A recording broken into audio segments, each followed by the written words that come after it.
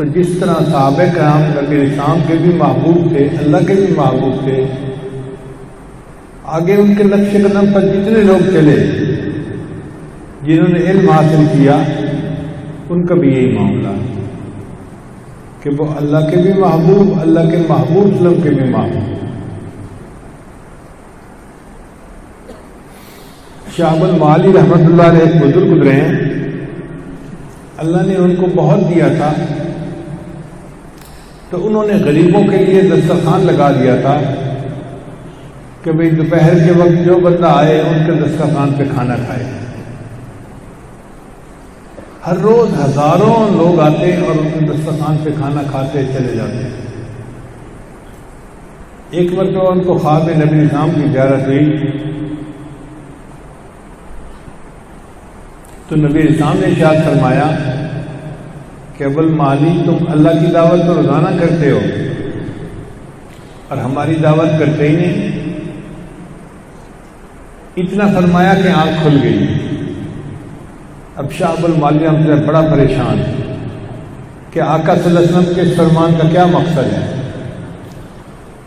دوسرے مشائخ کو بتایا خواب تو سب نے متفقہ طور پر یہ کہا کہ اصل میں آپ اللہ کی خاطر اللہ کے بندوں کی روز دعوت کرتے ہیں تو یہ اللہ کی دعوت ہو گئی، اور آپ نے کبھی علماء طلباء کی خاص طور پہ دعوت نہیں کی۔ اگر ان کو بلا کے دعوت کرو تو یہ نبی علیہ السلام کی دعوت ہوگی۔ چنانچہ انہوں نے خاص ایک دن متعین کیا اور اس میں علماء طلباء کو بلایا، ان کی دعوت کی تو یہ گویا نبی علیہ السلام کی دعوت ہوگی۔ ہمارے سلسلہ کے ایک بزرگ گزرے ہیں حضرت خواجہ باقی باللہ رحمۃ اللہ علیہ، ان کے اوپر ایک مرتبہ قبض کی کیفیت طاری ہو گئی۔ اب اتنے بڑے بزرگ اور قبض ختم نہیں ہوتا، بڑا پریشان۔ ایک دن اللہ سے دعا مانگی کہ یا اللہ یہ قبض کیسے ختم ہوگا، اس کی صورت واضح فرما دیجیے۔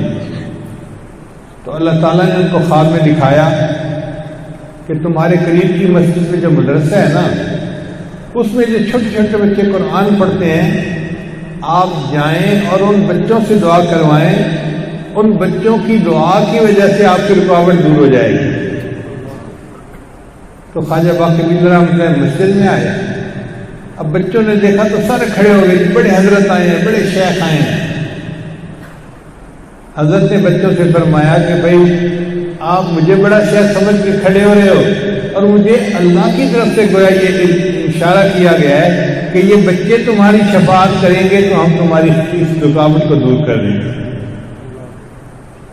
تو ان طلباء کی اللہ کے ہاں بڑی عظمت ہے۔